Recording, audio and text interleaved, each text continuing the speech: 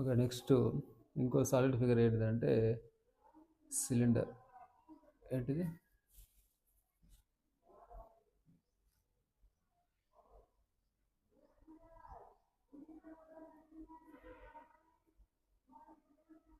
Cylinder. ఈ cylinder ఏంటిదంటే మనకి ఇక్కడ ఇది సిలిండర్ అంటే ఇలా ఉంటుంది షేప్.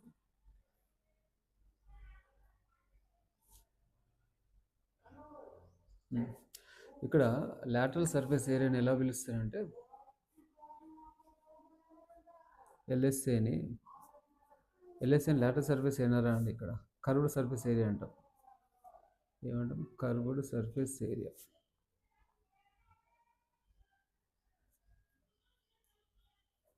సో ఫిగర్ని బట్టి ఇప్పుడు అదే మనకు క్యూబ్ అయితే లాటరల్ సర్ఫేస్ ఏరియా అంటాం. ఎందుకంటే అవి స్ట్రైట్ లైన్స్ ఉంటాయి కాబట్టి దాన్ని లాటరల్ సర్ఫేస్ ఏరియా అంటాం.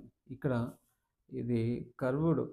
ఇప్పుడు సపోజ్ ఒక పైప్ తీసుకోండి, ఇలా మన ఇంట్లో సిలిండర్ తీసుకోండి, ఇలాంటివి ఎలా ఉంటాయి? మనకి కర్వ్డ్ షేప్లో ఉంటాయి. సో కాబట్టి దీన్ని కర్వ్డ్ సర్ఫేస్ ఏరియా అంటాం.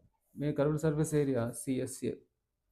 ఈ సిఎస్ఏ ఎలా వస్తుందంటే ఫస్ట్ ఆఫ్ ఆల్ దీన్ని సపోజ్ ఇప్పుడు ఇది పేపర్ ఉంది కదా, ఈ పేపర్ని మనము మడిస్తే ఏమవుతుంది?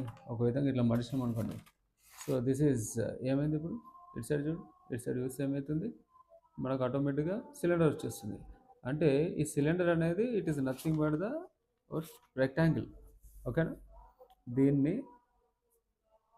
ఇలా మనము మడత ఇప్పుకుంటే ఒక రెక్టాంగిల్ తయారవుతుంది. ఈ రెక్టాంగిల్ యొక్క లెంత్ ఏమవుతుందో తెలుసా అండి? A rectangle? ఇలా ఈ షేప్లో ఉన్నటువంటి రెక్టాంగిల్. అంటే మనం ఏదైతే పేపర్ మడిస్తే ఇది ఏర్పడుతుంది కదా సిలిండర్. ఈ సిలిండర్ యొక్క లెంత్ ఏమవుతుందండి? అంటే that is equal to the circle యొక్క సర్ఫేస్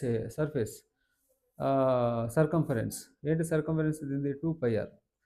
సర్కిల్ యొక్క సర్కంఫరెన్స్ అంటే సర్కిల్ యొక్క చుట్టుకొలతం. తెలుగులో చెప్పాలంటే సర్కిల్ యొక్క చుట్టుకొలతం 2πr అవుతుంది.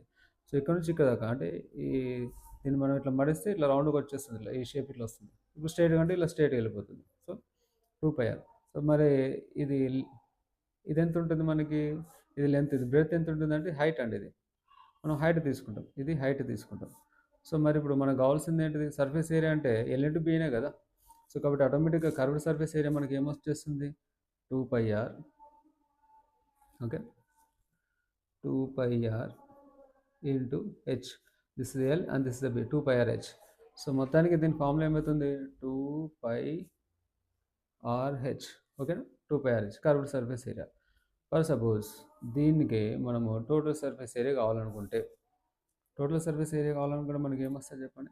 టోటల్ సర్ఫేస్ ఏరియా అంటే ఇప్పుడు మనం తీసుకున్నటువంటి పైపు లేకపోతే ఏదైతే సిలిండర్ ఉందో ఇది ఓపెన్ సిలిండర్ అండి.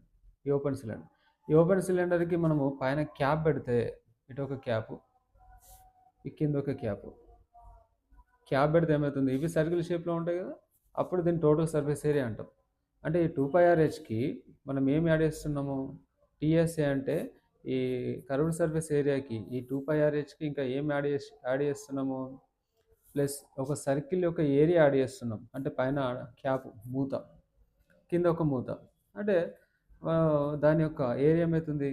πr². అంటే సర్కిల్ యొక్క ఏరియా ప్లస్ ఇంకో πr², పైన ఒకటి కింద ఒకటి. ఇక్కడ ఏమవుతుంది చూడండి ఒకసారి. 2πrh